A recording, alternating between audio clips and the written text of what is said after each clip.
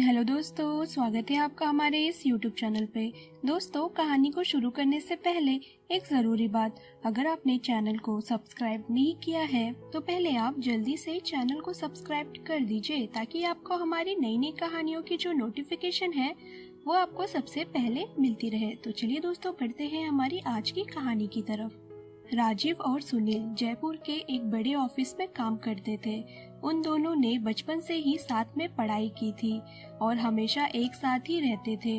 उनकी दोस्ती इतनी पक्की थी कि वो एक दूसरे के बिना पूछे कुछ भी काम नहीं करते थे और वो दोनों इस बात से बहुत खुश थे कि उन दोनों की नौकरी भी एक साथ और एक ही ऑफिस में लग गई थी।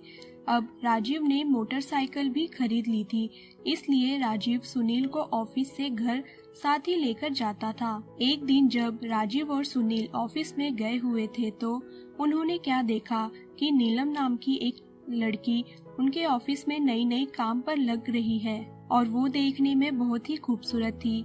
राजीव और सुनील ने जब नीलम को पहली बार देखा तो वो दोनों तो बस नीलम को देखते ही रह गए।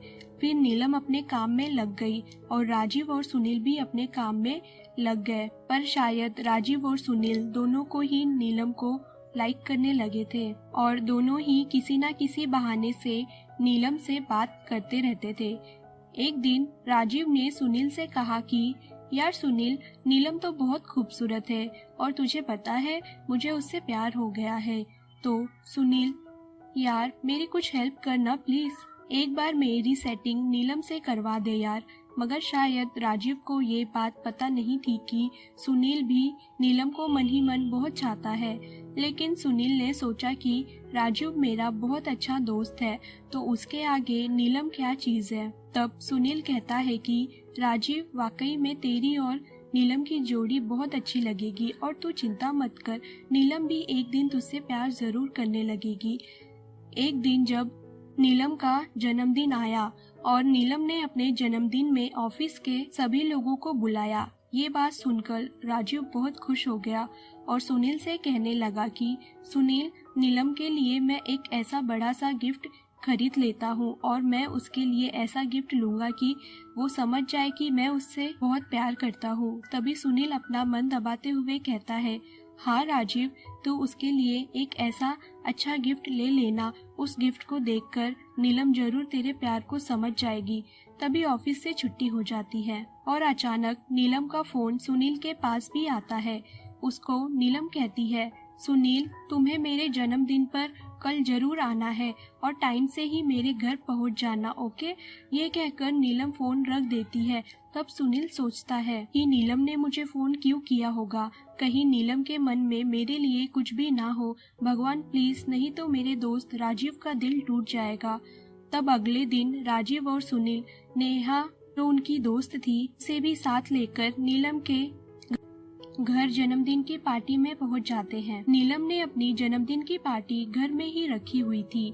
जैसे ही राजीव और सुनील नीलम के घर के अंदर जाते हैं तभी नीलम खुद उनको दरवाजे पर लेने जाती है, मगर ये क्या, नीलम सिर्फ सुनील का हाथ पकड़कर अंदर ले जाती है, मानो जैसे नीलम सुनील का ही इंतजार कर रही थी। मगर जब सुनील ने देखा तो राजीव वहीं गेट के पास ही खड़ा हुआ था। तभी वो उसे लेने वहां चला गया। लग रहा था जैसे राजीव कुछ नाराज था, मगर सुनील ने उसे हंसते हुए कहा कि राजीव, नीलम को जन्मदिन का गिफ्ट तो दे दो। तब राजीव नीलम को गिफ्ट देकर कहता है, हैप्पी बर्थडे नीलम। तभी नीलम रवि को कहती है, थैंक यू, और सुनील से पूछती है कि सुनील, तुम मेरे लिए जन्मदिन का गिफ्ट नहीं लाए। सुनील कहता है, सॉरी नीलम, मैं तुम्हारे लिए कुछ भी नहीं ला पाया।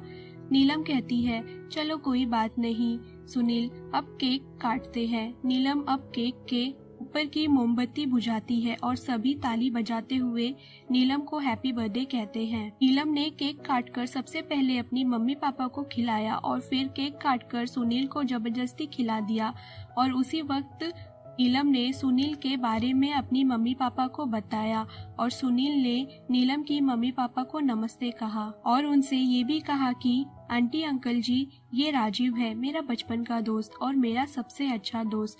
तभी राजीव ने भी उनसे नमस्ते कहा, लेकिन राजीव सुनील से बहुत नाराज था क्योंकि नीलम बार बार सुनील से ही बात कर रही थी। सुनील राजीव को उदास देखकर बहुत दुखी हो रहा था। तब सुनील नीलम से 2 मिनट अकेले में बात करने के लिए पूछता है तो नीलम उसे बात करने के लिए हाँ कर देती है और उसे अंदर के एक कमरे में ले जाती है और पूछती है कि बताओ सुनील, तुम्हें क्या कहना है। तभी सुनील कहता है कि नीलम, मैं तुमसे जो बात करने जा रहा हूँ, अगर तुम्हें थोड़ा भी बुरा लगे तो प्लीज मुझे माफ कर देना। नीलम कहती है, सुनील तुम्हें जो भी कहना है तुम खुलकर कहो। सुनील कहने लगता है, नीलम, मेरा दोस्त राजीव तुम्हें बहुत ज्यादा चाहता है, वो तुम्हें दिल से प्रेम करता है और शायद इतना चाहने वाला लड़का तुम्हें कभी नहीं मिल पाएगा नीलम।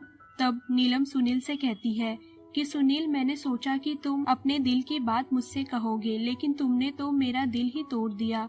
सुनील, मैंने अपने घर वालों को सिर्फ तुम्हारे बारे में ही बता रखा है और मैं तुम्हारे दोस्त से नहीं बल्कि तुमसे प्यार करती हूँ और प्यार कोई खेल नहीं है सुनील। और जरा तुम अपने दिल पर हाथ रखकर कसम खाओ कि तुम मुझे प्यार नहीं करते। सुनील कहता है, नीलम, मैं तुमसे बहुत प्यार करता हूँ, लेकिन सॉरी नीलम, मेरे लिए तुमसे कहीं ज्यादा प्यारा मेरा दोस्त राजीव है। बाहर खिड़की में से नीलम और सुनील की सारी बातें राजीव सुन रहा था। तभी वो अचानक अंदर ही आ जाता है। सबसे पहले तो वो अपने दोस्त सुनील को गले से लगाता है और कहता है कि सुनील, तेरा जैसा दोस्त तो मुझे हर जन्म में मिलना चाहिए। तू मेरे लिए इतना बड़ा बलिदान देने जा रहा था, शायद इतना तो मैं भी तेरे लिए कभी नहीं कर पाता मेरे दोस्त। तू मेरी खुशी के लिए नीलम का भी प्यार ठुकरा रहा है पागल। आज तूने मेरा दिल जीत लिया, लेकिन सुनील, तुम दोनों का प्यार भी सच्चा है, इसलिए तुझे नीलम के प्यार को अपनाना ही होगा। सुनील कहता है, लेकिन तेरे प्यार का क्या होगा राजीव।